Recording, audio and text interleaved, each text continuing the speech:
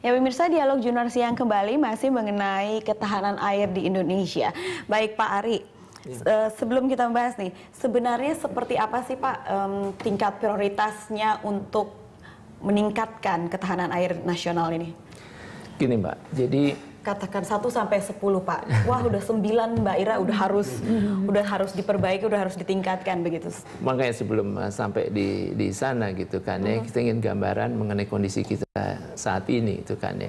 Jadi kita perlu air untuk kehidupan dan penghidupan gitu kan ya. Ukurannya berapa sih sebetulnya, itu kan kita mulainya kan di sana gitu kan ya.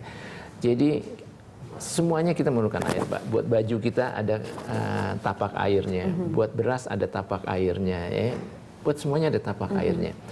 Jadi idealnya itu adalah setiap orang memerlukan 1.600 meter kubik per kapita per tahun, Mbak ya. Tapi oke lah, itu kan tergantung tingkat ekonominya, mandinya berapa lama dan lain-lain, katakanlah gitu kan ya. Untuk Indonesia kita cukup lah 1.200 meter kubik per kapita per tahun, gitu kan ya.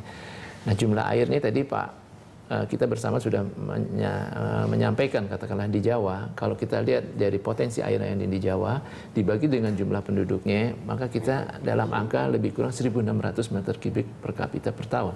Berarti alarming kan ya, ini sudah kita sudah di ambang batas sudah begitu ya. Batas itu kan ya. Nah, yang tantangan berikutnya adalah harus pemerintahnya harus bisa memberikan air yang tadi kuantitasnya cukup, kualitasnya cukup pada waktu saat yang ditentukan gitu kan ya, dan di mana. Nah ini kan tantangan sudah 4 ini Mbak ya. Tadi kuantitasnya kita sudah alami, kualitasnya ya, sebagai contoh air ini kan everybody business gitu kan ya, semuanya merasa memiliki air. Hanya sayangnya semuanya pinginnya menjadi free rider. Toh punya saya, berarti saya tidak bertanggung jawab. Nah ini tantangan yang berikutnya kan, artinya kita harus menekankan bahwa karena ini milik bersama, kita harus menjaganya juga bersama-sama. Karena sudah nanti jumlahnya tidak cukup, kualitasnya jelek. Nah kan, nah ini yang perlu tantangan yang berikutnya Mbak ya. Nah yang ketiga adalah karena tadi kita harus menyediakan pada tempat dan saat yang tepat, maka kita harus punya tampungan yang mencukupi ya, buat hal tersebut. Yang berikutnya adalah tantangan yang berikutnya adalah katakanlah kita akan membangun bendungan ya, buat tampungan yang meningkatkan tampungan tadi. Masalahnya kan kita mulai keluar ego-egonya. Kadang-kadang kan kita harus quote unquote gitu kan memerlukan lahan, yang artinya kan kita meminta lahan terhadap satu penduduk. Nah penduduk yang sini, kenapa saya harus berkorban? Ya, yang akan menikmati itu bukan tempat yang di sini, yang di hilir gitu kan ya. Nah di sini adalah integrasi antara hulu dan hilir di situ gitu kan ya. Nah untuk menciptakan itu, yang mendapatkan lebih harus menyediakan atau supaya saya tidak salah, di Indonesia itu tidak dikenal water price Mbak, karena air adalah dari karunia dari Allah gitu kan ya. Tapi untuk menyimpannya, untuk membawa ke rumah Mbak, ya, untuk menjernihnya kan itu biaya yang kita bayar adalah namanya biaya jasa pengelolaan sumber daya air. Nah ini harus membayar supaya kita bisa mengintegrasikan hulu dan hilir. Katakanlah kenapa program yang sekarang katakanlah perbaikan daerah aliran sungai ya, catchment area, daya tangkapan air, selalu tidak berhasil. Kenapa gitu kan ya? Karena katakanlah kalau kita lahan kita kemiringannya cukup curam, erodibility-nya, jadi kena hujan sedikit saja akan tererosi. Ya, curah hujannya tinggi di sana. Oh ini harus baik untuk agroforest. Tapi hasil agroforest itu lebih rendah daripada kentang. Kita tidak bisa memaksa penduduk, kamu nanam agroforest dong, tanaman-tanaman keras. Pak, hasil saya lebih kecil kalau saya nanam kentang gitu kan. Nah di sini kan harus ada insentif dan disinsentif. Dari mana dananya? Nah dari dana pemanfaatan ini. Baik. Artinya kita bekerja bersama dalam satu sistem. Nah itu tuh Mbak tantangan. Baik, Bapak sudah menyebutkan 4 tantangan tadi ya. Tapi mungkin nanti saya akan nanyakan bagaimana ini mengatasi tantangan-tantangan ini.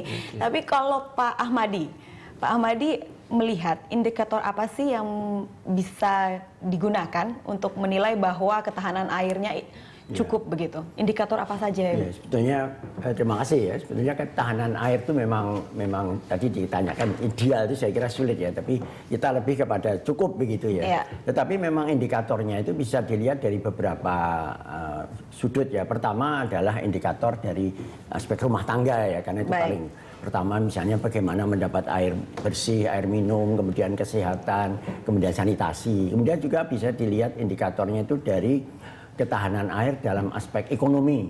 Ya, ekonomi itu bisa pertanian, industri, energi. Bisa juga dilihat dari aspek perkotaan dan perdesaan tadi. Karena pada umumnya kebutuhan air di perkotaan pedesaan itu kan sangat kritis ya. Kalau boleh saya menyelipkan di situ bahwa air yang ada di kita itu sebetulnya belum dipakai secara berimbang, Mbak.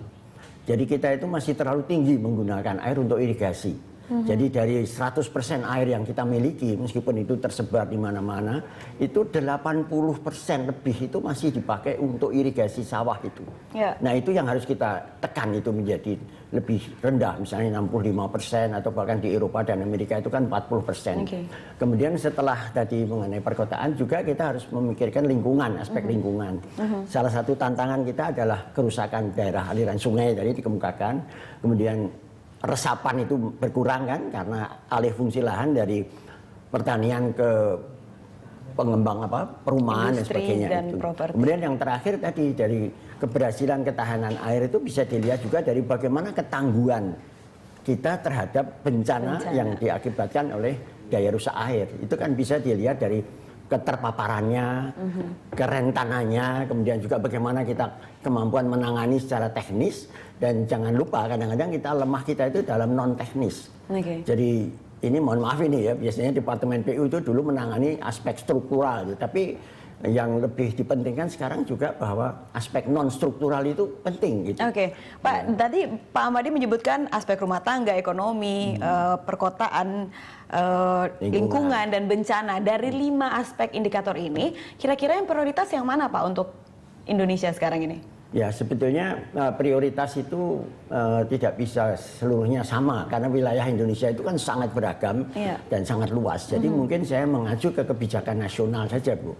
Jadi semuanya nanti itu akan diatasi dengan kebijakan nasional yang kita lihat ada 6 ya, Bu. Itu kebijakan umum yang sifatnya itu lebih banyak kepada tata kelola kelembagaan dan termasuk juga penegakan hukum. Dan yang terakhir adalah mengenai teknologi. Kita harus menggunakan seperti hujan buatan dan sebagainya itu. Tapi kebijakan yang kedua itu konservasi yang sifatnya harus terus-menerus. Jadi kita harus menjaga hutan kita, kawasan hutan. Yang ketiga adalah bagaimana kita mendaya gunakan air kita itu secara efisien, efektif, hemat air dan sebagainya ya. Sampai pada kloset itu sekarang sudah ada 2 tombol kan. Itu arahnya ke sana.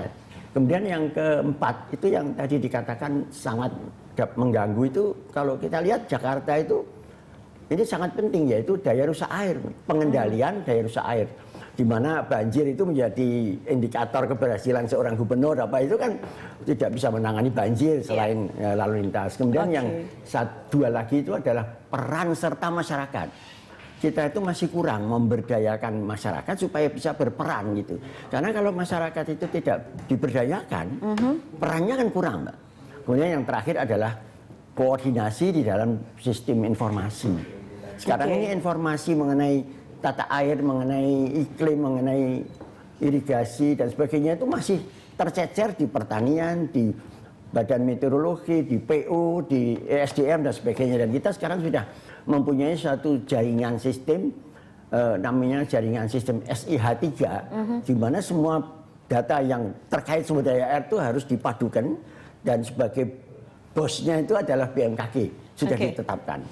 Begitu, itu usaha dan upaya-upaya kita untuk menangani tantangan-tantangan. Baik, tampaknya penanganan dan pengelolaan sumber daya air ini tidak semudah yang disangka ya, cukup kompleks. Kita akan mengetahui bagaimana strategi-strategi yang disiapkan untuk hal tersebut, tapi kita harus jeda dulu pemirsa.